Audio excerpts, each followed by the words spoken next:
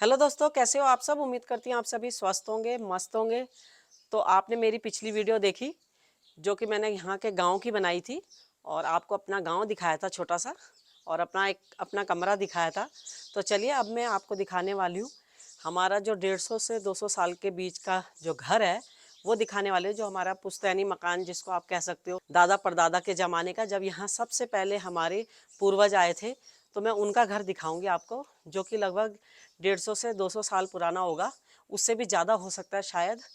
बाकी जितना मैंने सुना है मैं उसके आधार पे ही बोल रही हूँ, क्योंकि हमारे ससुर जी बताते थे कि उनके दादाजी ने यहाँ जन्म लिया था, और हो सकता है उससे कितने पहले पीढ़ियाँ और आई होंगी, मुझे नहीं पता। तो चलिए वीडियो की शुरुआत करते हैं, और उसके बाद मैं दिखाऊंगी आपको अपना ये जो घर है, जो ये हमारा पूरा ये घर यहाँ पे है, वो भी मैं आपको दिखाऊंगी कि एक परिवार से कितने परिवार बन गए।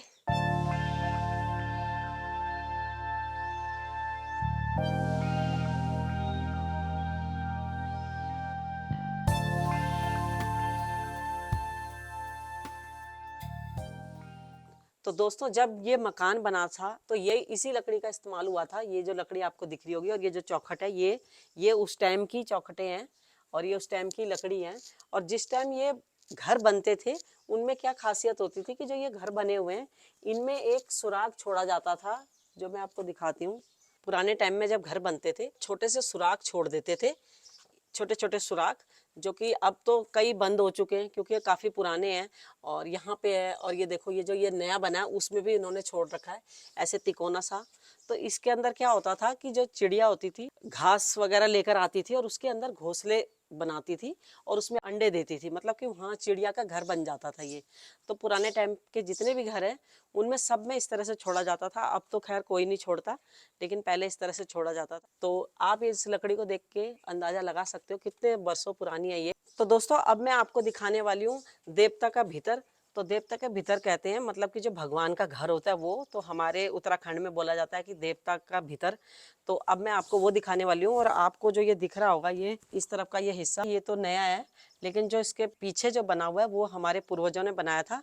और अब मैं आपको दिखाने वाली हूँ, क्योंकि यहाँ पे क्या होता है, जब भी कोई यहाँ आता है शहर से गाँव आता है तो वो मत्था टेकने जरूर जाता है, नहा धो के अंदर भगवान के दर्शन करने जरूर जाता है, उनसे आशीर्वाद लेने के लिए। या फिर जब यहाँ से हम शहर की तरफ जा रहे होते हैं तो भी हम आशीर्वाद लेके जाते हैं भगवान का। तो वो भी मैं आपको दिखाऊंगी। वो मैंने वीडियो जब मैं आई थी तब बनाई थी, तो वो भी अब इसके बाद आपको दिखाती हूँ। भगवान का मंदिर दिखाने के बाद मैं आपको दिखाने वाली हूँ जो वीडियो बाकी की रह गई थी, मतलब कि जो हमारे यहाँ का जो ये पूरा हमारे परिवार जो है, जो फैल चुका है अब वो भी मैं आपको इस वीडियो में दिखाऊंगी। तो ये है, ये वैसे का वैसे ही रखा गया है जैसा बनाया था इसको, बरसों से ऐसा ही है। तो कच्चा भी है ये, बहुत थोड़ा डर डर के पैर रखने पड़ेंगे। आ जाओ। तो दोस्तों, ये जो ये कमरा है जिसमें यहाँ देवताओं का वास है, ये न जाने कितना पुराना है, 200 साल, 250, 300, इसका मुझे अंदाजा नहीं है। मगर ये सबसे पहले जो है यही बना था यहाँ कमरा। उसके बाद फिर और घर बने और धीरे धीरे परिवार बढ़ते गए, कमरे और बनते गए। तो ये जो घर है ये बहुत पुराना है। तो यहाँ पे देवताओं का सबसे पहले यहीं पे एक छोटा सा रखा होगा, जैसे एक मूर्ति रखी होगी। तो यहीं पे जो दादा परदादा जब आए थे पहले, उन्होंने यहाँ पूजा करी, उसके बाद से ये देवता का स्थान बन गया। तो यहाँ पे देवता वास करते हैं। तो जब भी हम अपने गांव आते हैं, कोई भी हमारे जब गांव आता है तो सबसे पहले नहा धोकर यहीं पे मत्था टेकते हैं, यहाँ पे जोत जलाते हैं, मतलब धूप बत्ती करते हैं। तो इसकी छत देख सकते हो आप, कुछ कुछ लकड़ियां वो हो गई हैं कहीं कहीं पे। कितना वर्षों पुराना है। और पहले देखो इस तरह के बक्से होते थे। तो दोस्तों, ये जो आपको यहाँ से यहाँ तक घर दिख रहे हैं, ये एक ही खानदान के हमारे घर हैं। और जो यहाँ पे आए थे आज से 150 से 200 साल पहले, वो एक ही जना था। और उसके बाद उनके 2 बच्चे, 3 बच्चे, 4 बच्चे इस तरह से हुए। और आज जो है यहाँ इस वक्त 14 भाइयों की ये पीढ़ी जो है वो चल रही है। और 14 भाइयों में भी उनके नाती पोते हो गए हैं। तो मतलब हमारा लगभग 70 लोगों का परिवार होगा, लगभग 70 से ज़्यादा भी हो सकता थोड़ा। मतलब 14 भाइयों का परिवार है। हमारी जो चल रही है वो छठी पीढ़ी है। और उसके बाद हमारे बच्चे और उसके बाद उनके बच्चे भी अभी हो चुके हैं। तो लगा लो कि 7वीं 8वीं पीढ़ी हमारी आ गई है। तो इतने सालों पुराना ये घर है, आप लगा सकते हो अंदाजा कि कितने साल पुराना होगा। 150 से 200 साल पुराना ये घर है।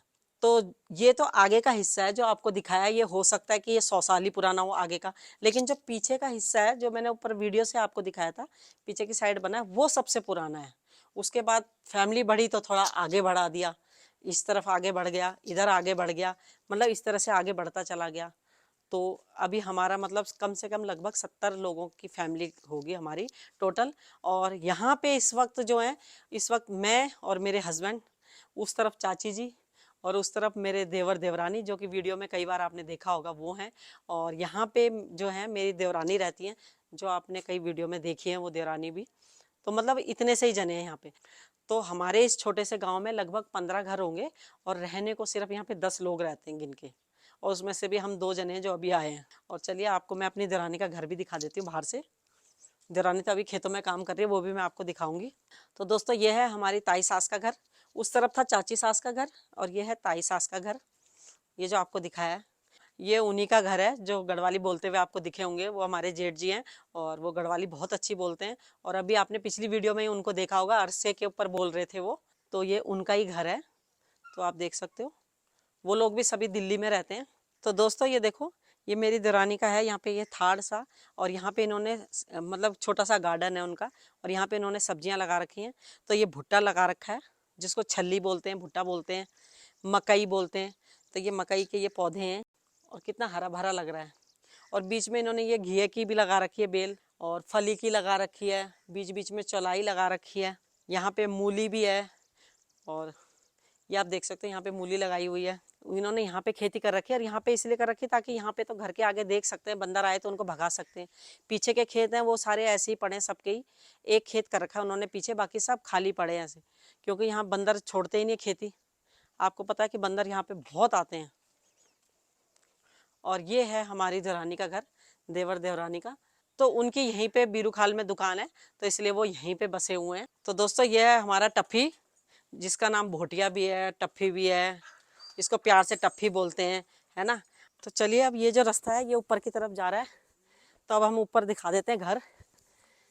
तो यहाँ देखो मेरी देवरानी जेठानी घास काट रही है, और ये गुड़ाई भी कर रही है साथ साथ। आपने मेरे को कई वीडियो में यहाँ से निकलते हुए देखा होगा। ये है हमारे बड़े ससुर जी का घर है ये वाला, और ये है हमारा, ये जो आपको दिखाई दे रही है सिर्फ छत छत। यहाँ पे भविष्य में अगर हम यहीं पे रहे तो हम यहाँ पे बनाएंगे। ये जो है ये खेत है, ये खाली, ये हमारा खेत है, ये आपको दिख रहा होगा। अभी हमारी दरानी ने यहाँ पे छलियाँ बो रखी है, और कुछ सब्जियाँ भी लगाई हैं, मतलब कि सब्जियाँ लगा रखी हैं। तो दोस्तों ये सेब का पेड़ है, ये हमारा है, और ये देख सकते हो आप कितने सेब लगे हुए हैं इसमें। और अभी तो ये मीठे नहीं है, एक तोड़ लेते हैं, अब जब आए हैं ऊपर तो थोड़ा लालच आ ही जाता है।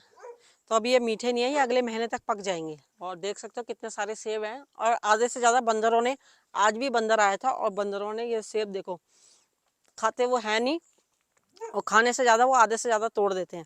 अगर खा लें तो कोई बात नहीं, लेकिन वो खाते नहीं है, वो बर्बाद कर देते हैं। क्या आपको दिखाई दे रहे होंगे यहाँ पे गिरे हुए इतने सारे। तो दोस्तों ये जो है ये पुराने टाइम की चक्की है, ये आपको दिखाई दे रही होगी, 2 पत्थर रखे हुए हैं। यहाँ बीच में ऐसे करके गेहूं डालते थे, और शायद इसमें होगा सुराख, या इसमें होगा, एक में सुराख होता था जिसमें एक लकड़ी फंसाते थे, और फिर वो आप ऐसे करके रगड़ते थे, तो उनकी रगड़ से यहाँ पे गेहूं पिसते रहते थे। और ये जो चक्की आपको दिख रही होगी ये हर घर में रहती थी, क्योंकि हर घर में लोग अपने आप खुद ही गेहूं पीसते थे। सबके किसानों मतलब सारे किसानी करते थे, तो गेहूं होते थे तो अपने आप ही खुद ही गेहूं पीस के आटा बनाते थे। तो रोज गेहूं पीसते थे, और ताज़ा आटा मतलब कि रोज यूज़ करते थे, यानी कि रोज गेहूं पीसते थे और तब आटा गूंथते थे।